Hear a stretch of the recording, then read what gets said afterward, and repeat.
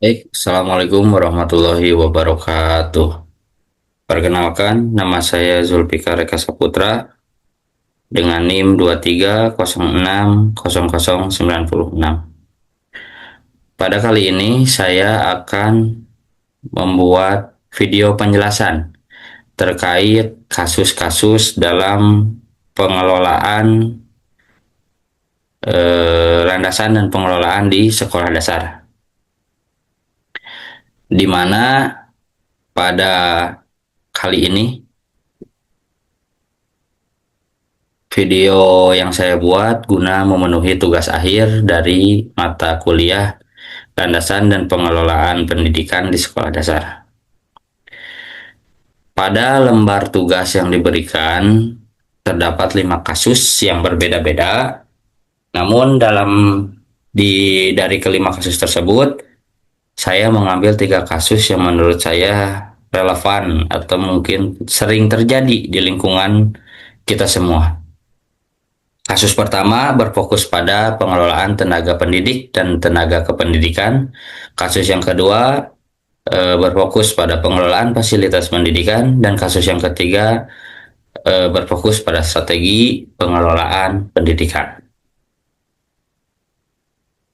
Kita langsung saja masuk ke kasus pertama, yaitu kasus yang berfokus pada pengelolaan tenaga pendidik dan tenaga kependidikan di Yayasan Siliwangi. Di Yayasan Cahaya Siliwangi,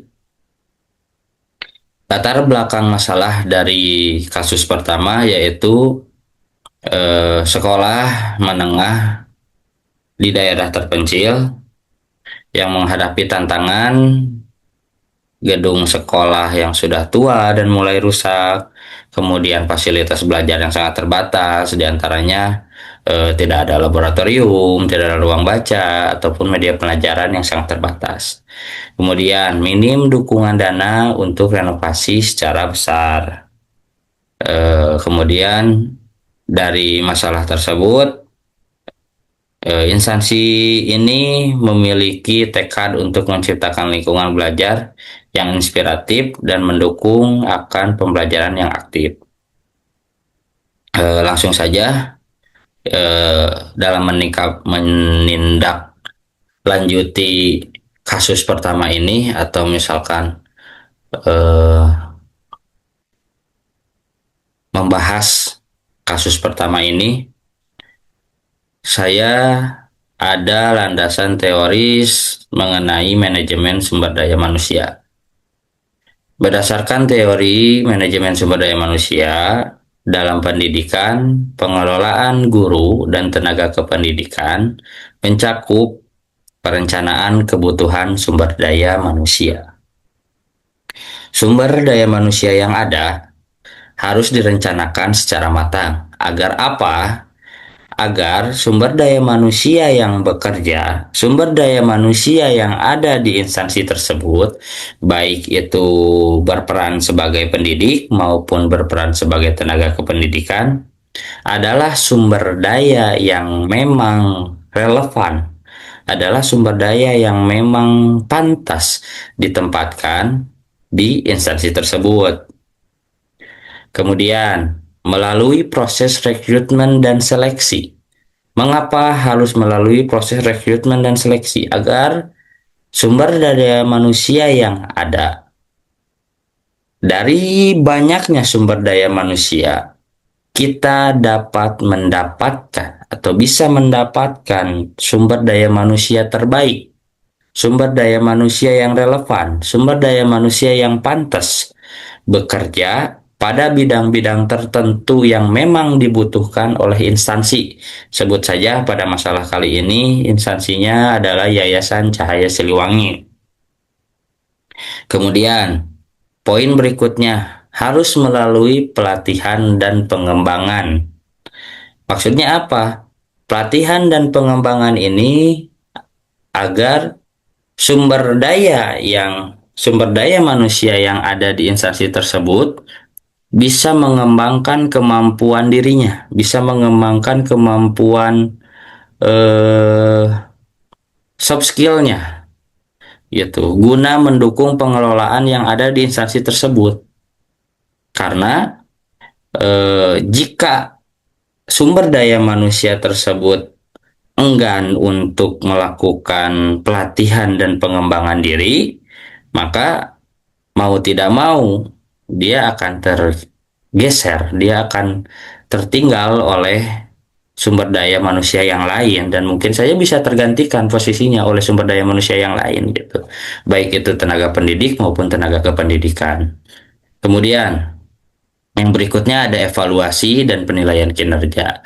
Evaluasi dan penilaian kinerja di sini berfungsi sebagai bahan, sebagai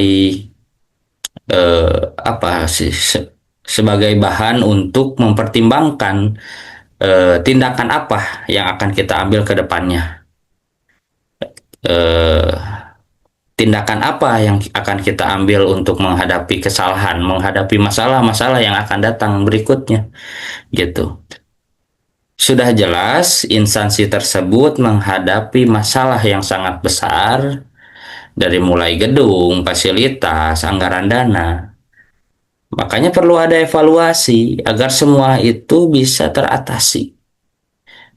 Walaupun tidak semua teratasi, tidak semua masalahnya teratasi, tapi minimal kita bisa meminimalisir untuk kedepannya agar tidak terjadi kesalahan atau masalah-masalah lagi seperti itu.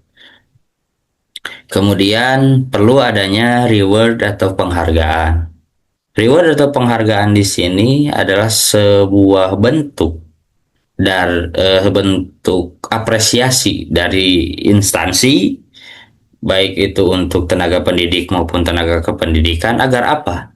Agar nantinya sumber daya manusia yang ada tersebut menjadi lebih semangat, menjadi lebih kompeten, mempunyai dorongan dari dirinya sendiri untuk terus berkembang, mendapat dorongan dari dirinya sendiri untuk terus maju, berinovasi, agar nantinya juga pengelolaan yang ada di instansi tersebut bisa ikut terbantu dengan adanya sumber daya manusia yang lebih kompeten.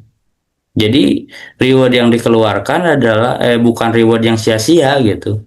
Reward yang nantinya feedback positifnya akan didapatkan kembali oleh yayasan tersebut gitu. Seperti itu. Kemudian adanya pengembangan karir. Pengembangan karir di sini bertujuan untuk meningkatkan baik itu skill dalam mengajar maupun skill tambahan atau soft skill gitu kan. Pengembangan karir di sini tuh ya seperti itu. Kita bisa lebih berkembang, lebih inovatif seperti yang tadi saya bilang. Karena tanpa adanya pengembangan sumber daya manusia yang ada itu tidak menjamin ke depannya suatu instansi bisa maju gitu kan. Makanya manfaatkan sumber daya yang ada nih, sumber daya manusia yang ada itu manfaatkan dengan doronglah supaya karirnya berkembang gitu kan, ikutkan latihan-latihan gratis gitu kan.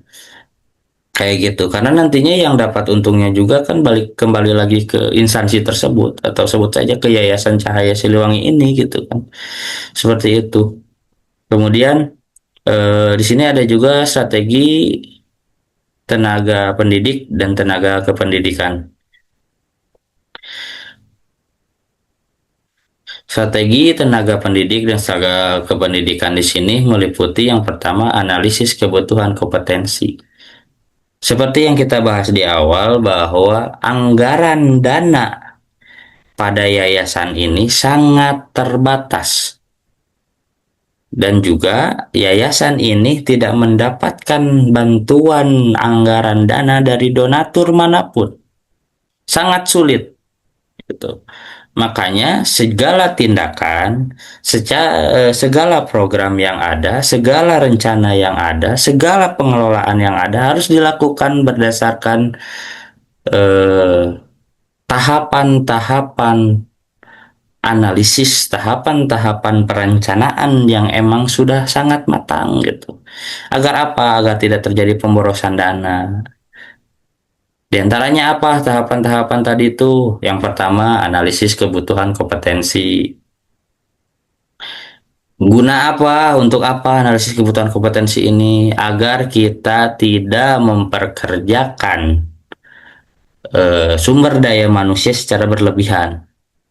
Taruh saja kita lihat di sini guru dan staf tenaga kependidikan. Kita tidak perlu mengambil banyak guru atau banyak tenaga kependidikan demi terlihat lebih baik di mata orang lain. Tapi kita tidak mampu memenuhi finansialnya. Makanya analisis. Kita perlu melakukan analisis, perencanaan. Kebutuhan kompetensi kita sejauh mana, itu yang harus kita cari. Kebutuhan guru berapa banyak, kebutuhan tenaga kependidikannya apa saja. Cari orang-orang yang memang sangat berkompeten di bidang-bidang tertentu. Untuk apa? Agar nanti tidak boros dalam mengeluarkan dana. Seperti itu. Kemudian, pelatihan berkelanjutan atau berbasis micro learning. Maksudnya apa? Di sini kita bisa melakukan pelatihan tanpa mengeluarkan anggaran, tanpa menghabiskan waktu yang banyak. Gitu. Seperti yang kita ketahui, banyak pelatihan-pelatihan yang memang harus berbayar atau harus menginap. Efek sampingnya apa? Pelatihan-pelatihan yang harus menginap, meninggalkan tanggung jawab dalam mengajar, meninggalkan tanggung jawab pekerjaan intinya kalau tenaga kependidikan. Seperti itu. Makanya manfaatkanlah eh, pelatihan-pelatihan yang gratis gitu.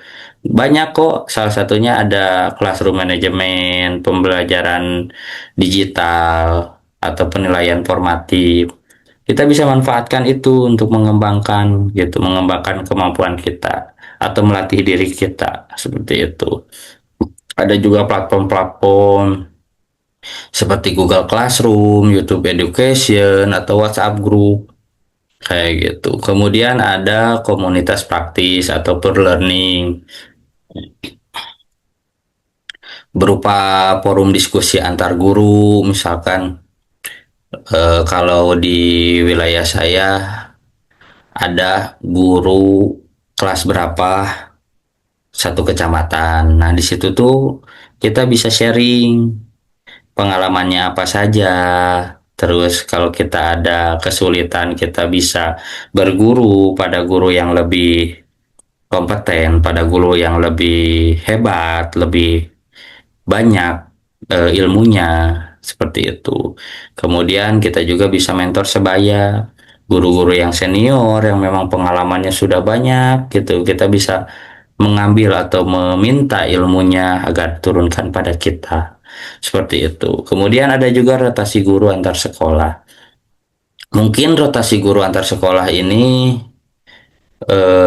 jarang saya temui, tapi ada pernah saya temui juga.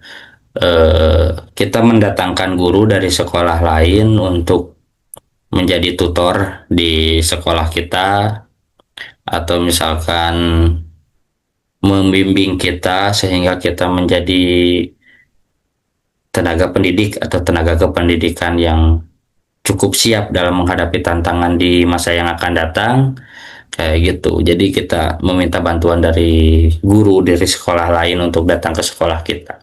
Seperti itu mungkin. Kemudian dalam kasus pertama ini juga ada hal-hal yang mungkin diperlukan oleh tenaga pendidik maupun tenaga kependidikan seperti motivasi internal dan pengakuan informal yang menjadi kunci sumber daya manusia yang ada di instansi tersebut agar lebih semangat menghadapi tantangan yang akan datang gitu. Yang pertama bisa berupa penghargaan berbasis kinerja. Penghargaan ini mungkin yang sudah kita sering dengar lah gitu kan. Bisa berupa gaji bulanan, bonus tahunan, dan mungkin piagam penghargaan atau achievement reward yang lain dari instansi untuk tenaga pendidik dan tenaga kependidikan yang ada di instansi tersebut gitu. Kemudian ada kesempatan untuk berkembang, doronglah, berilah kesempatan untuk sumber daya manusia yang ada di instansi tersebut agar bisa berkembang. Karena seperti yang tadi saya jelaskan bahwa ketika sumber daya manusia yang ada di instansi tersebut sudah berkembang, sudah memiliki kemampuan tingkat lanjut, sudah bisa menjadi guru yang inovatif, efek positifnya, dampak positifnya akan juga dirasakan oleh instansi tersebut. Seperti itu. Kemudian penguatan karir dan lingkungan positif. Jalur karir berbasis kompetensi, budaya kerja yang suportif dan inklusif serta terbuka. Penguatan karir dan lingkungan positif. Lingkungan harus tetap terjaga. Bukan hanya instansi, tapi sumber daya manusia juga harus bisa menjaga lingkungan kerjanya, lingkungan tempat dia bekerja menjadi lingkungan yang positif, bukan menjadi lingkungan yang anarkis atau toksik gitu. Karena tidak jarang tenaga pendidik atau tenaga kependidikan yang merasa tidak nyaman dengan lingkungan kerjanya sendiri. Sehingga apa? Sehingga nantinya dia menjadi sosok atau sumber daya manusia yang sangat terbatas dalam melakukan atau mengeluarkan kemampuan yang dia miliki. Seperti itu. Kemudian, yang berikutnya ada partisipasi dalam keputusan sekolah. Seperti yang tadi saya bilang, setiap keputusan, setiap perencanaan yang ada di instansi harus keputusan yang disepakati secara bersama dan ditanggung jawab juga secara bersama, bukan hanya individualis, bukan hanya disepakati atau didukung oleh satu orang, tetapi semua stakeholder yang ada di instansi tersebut, termasuk tenaga pendidik dan tenaga kependidikan, harus terjun langsung dalam pengelolaan, dalam pelaksanaan, dalam evaluasi. Sehingga apa? Sehingga apapun nantinya yang terjadi dapat dipertanggungjawabkan secara bersama. Sehingga kita atau misalkan nantinya mau itu tenaga pendidik, tenaga kependidikan maupun instansi, sebut saja pada masalah kali ini Yayasan Cahaya Siliwangi, bisa mendapat hasil yang diharapkan. Hasil yang diharapkannya seperti apa? Pertama, kompetensi pedagogis dan profesionalisme guru yang meningkat.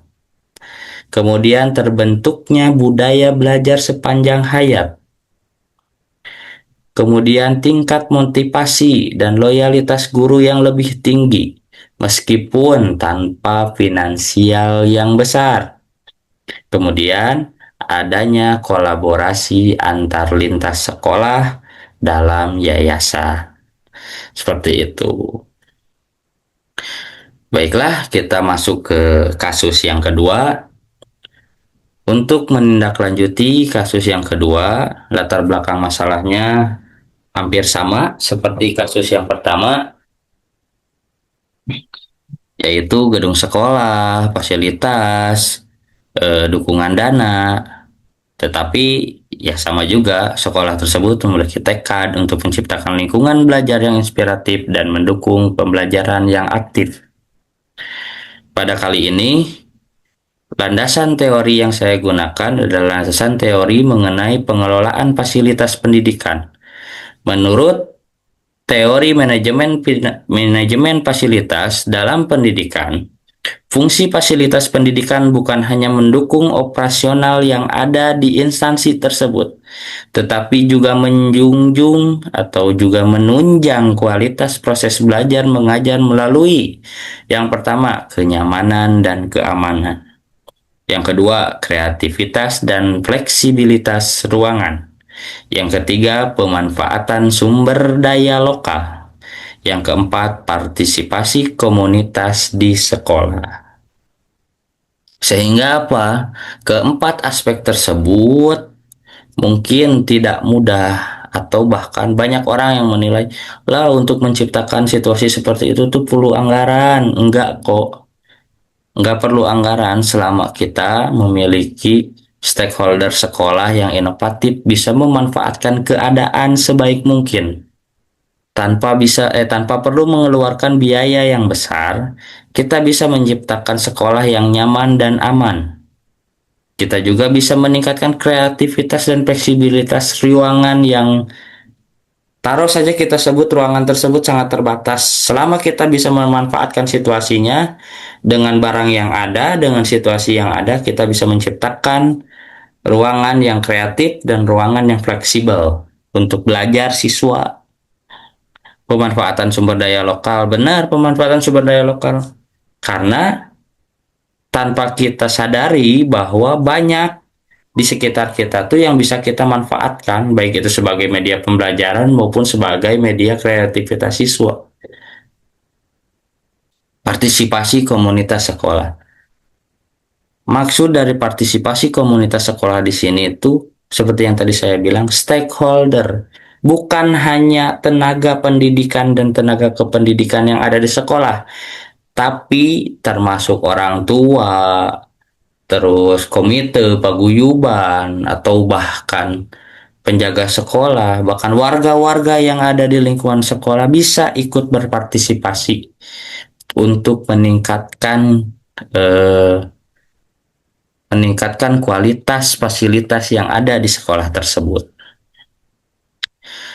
Nah, dari situasi yang tadi, saya menganalisis kondisi fasilitas yang ada di sekolah. Yang pertama dari segi kelemahan. Yang pertama, kelemahannya bangunannya tua, rentan bocor atau rusak, perabot tidak memadai seperti kursi, meja, rak buku yang sudah mulai rusak, bahkan laboratorium, perpustakaan atau ruang kreatif yang mulai sudah tidak bisa digunakan.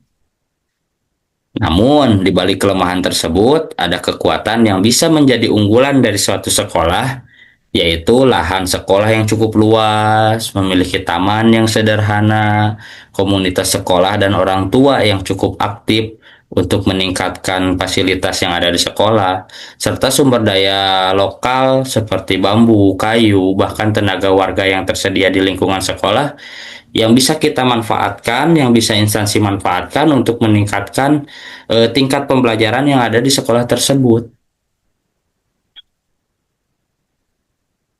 Lantas, program apa yang cocok eh, untuk sekolah yang memiliki fasilitas pendidikan yang sangat terbatas seperti itu? Di antaranya, kita bisa mengadakan lab alam, di mana lab alam di sini bisa berguna untuk pembelajaran IPA, biologi, bahkan seni. Seperti itu. Ada di lingkungan saya yang mulai memperlakukan program ini, lab alam. Jadi dikarenakan lahan yang luas, tapi kita tidak punya lab biologi atau lab kimia, lab komputer maupun apalah itu. Jadi memanfaatkan situasi alam secara langsung seperti IPA. Apa pembelajaran IPA yang ada di lab alam itu? Mengamati perkembangan daun, mengamati fotosintesis, perkembangan pohon, lalu jika ada bunga, ciri-ciri bunga seperti itu kan termasuk dalam pembelajaran. Tak perlu di lab, di alam terbuka pun bisa jadi seperti itu. Kemudian yang duanya ada ruang baca yang kreatif dari barang bekas, bisa menggunakan bahan daur ulang seperti ban bekas, palet, botol plastik. Untuk apa? Nih, ruang baca. Ruang baca di sini kita jelaskan dulu ruang baca di mana siswa bisa membaca atau bisa melakukan pembelajaran secara nyaman dan secara asik. Seperti itu. Bagaimana pemanfaatan barang daur ulangnya? Kita bisa menggunakan ban, botol plastik yang dirangkai menjadi kursi, yang dirangkai menjadi meja, yang dirangkai menjadi pojok baca, sehingga siswa ketika membaca buku, ketika memahami pembelajaran tuh bisa dengan situasi yang ceria, yang aktif gitu. Kemudian memanfaatkan kelas secara multifungsi. Kita selaku tenaga pengajar harus bisa menjadi sosok yang inovatif. Dalam kasus kali ini, bisa memanfaatkan kelas secara fleksibel yang bisa dipakai menjadi tempat belajar, bisa menjadi tempat diskusi, bisa menjadi tempat praktek, juga bisa menjadi tempat bermain. Karena di situasi sekarang dengan karakter siswa yang berbeda-beda, belum tentu siswa bisa fokus 100% dalam melaksanakan pembelajaran saja. Perlu adanya dorongan moral yang lain, bermain kah? Jadi belajar sambil bermain, kayak gitu. Kemudian program gotong royong bulanan atau mingguan, ajak anak-anak bergotong royong bekerja sama satu sama lain, membersihkan lingkungan sekolah kah? Atau membuat kerajinan bersama kah? Itu termasuk kerjasama dan masuk juga ke dalam kurikulum pembelajaran di tahun-tahun sekarang kayak gitu. Kemudian yang berikutnya kolaborasi dengan komunitas atau LSM. Komunitas datang, bisa kita sekolah bisa bekerja sama dengan komunitas di sekitar seperti dari puskesmas, kepolisian, atau organisasi-organisasi masyarakat yang lain untuk datang ke sekolah, beri motivasi ke anak-anak, pelatihan ke anak-anak tentang kesehatan, tentang keamanan, tentang kenyamanan belajar, begitu. Sehingga dampak yang diharapkan lingkungan sekolah menjadi lebih menyenangkan, menjadi lebih sehat, dan menjadi lebih inspiratif, menciptakan siswanya yang aktif, siswa yang kreatif, serta nyaman dalam belajar. Kemudian menciptakan rasa memiliki terhadap fasilitas yang ada di sekolah. Kemudian sekolah menjadi model pemanfaatan sumber daya lokal secara inovatif gitu. Kemudian kesimpulannya, dengan keterbatasan anggaran yang ada, sekolah masih tetap bisa menciptakan lingkungan belajar yang inspiratif dengan melalui pemanfaatan aset lokal yang ada, inovasi dalam belajar dan menciptakan fasilitas belajar yang inovasi, serta menjalin partisipasi aktif dengan seluruh warga di sekolah. Seperti itu. Nah, kita masuk ke masalah yang ketiga, yaitu kemitraan dengan tentang strategi pengelolaan pendidikan. Pada kasus kali ini, kemitraan dengan industri, strategi pembangunan kerjasama, yaitu MOU dengan industri lokal dan startup, teknologi program magang siswa, atau bisa disebut internship, dan guru magang industri sebagai narasumber dalam pembelajaran kurikulum disusun bersama wakil DUDI atau dunia usaha dunia industri. Seperti itu. Intinya strategi pengelolaan pendidikan di sini tuh meliputi dua aspek yang tadi juga masuk ke dalam strategi pengelolaan kali ini gitu kan. Di mana dari mulai tenaga kependidikan yang harus inovasi, kreatif, tenaga kependidikan yang harus kompeten di bidangnya, kemudian tentang apa tadi itu fasilitas sekolah, fasilitas pendidikan gitu kan. Semuanya tuh harus melalui pengelolaan yang terstrategi, pengelolaan yang benar-benar direncanakan, di planning secara baik-baik gitu kan. Seperti apa gitu kan tadi untuk menunjang tenaga pendidik dan tenaga kependidikan bisa melalui kerjasama seperti yang tadi saya jelaskan, kerjasama dengan eh, organisasi-organisasi, bisa juga kerjasama dengan kampus-kampus yang menyediakan program mahasiswa magang. Kemudian bisa juga dalam pembelajaran bekerja sama dengan industri-industri di sekitar. Guna apa? Guna eh, memberikan pelajaran secara langsung kepada siswa dengan situasi real.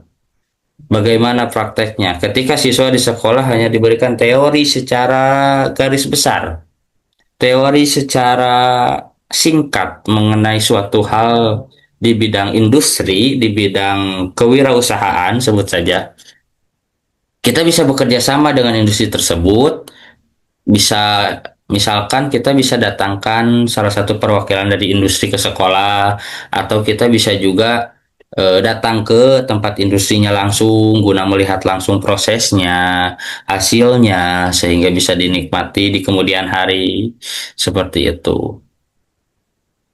Kemudian dari segi tenaga pengajar, tadi kan bisa bekerja sama dengan kampus-kampus guna meringankan atau misalkan menambah eh, kualitas, menambah eh, efisiensi dalam pembelajaran di sekolah, sehingga menemukan hasil juga gitu kan dalam strategi pengelolaan ini juga sebenarnya. Kasus ketiga ini adalah kasus yang meliputi semua kasus yang ada di lembar soal, karena mencakup strategi pengelolaan pendidikan. Yang namanya pengelolaan pendidikan meliputi tenaga pengajar, tenaga pendidikan, tenaga kependidikan, fasilitas, terus gaya mengajar. Otomatis semuanya tuh ada dalam satu kata, pengelolaan. Jika pengelolaannya baik, jika pengelolaannya tertata dengan bagus, tertata dengan rapi, maka hasilnya pun, hasil yang didapatnya pun insya Allah akan menjadi hasil yang baik dan rapi, serta hasil yang benar-benar diinginkan oleh instansi maupun sumber daya manusia yang ada di instansi tersebut dari awal. Karena sebelum kita terjun langsung, sebelum kita melakukan langsung, setidaknya kita menaruh ekspektasi terhadap pengelolaan tersebut. Jika kita mampu melakukan pengelolaan yang baik, maka hasilnya pun akan berakhir dengan baik. Hanya itu mungkin yang dapat saya sampaikan. Terima kasih atas perhatiannya. Wassalamualaikum warahmatullahi wabarakatuh.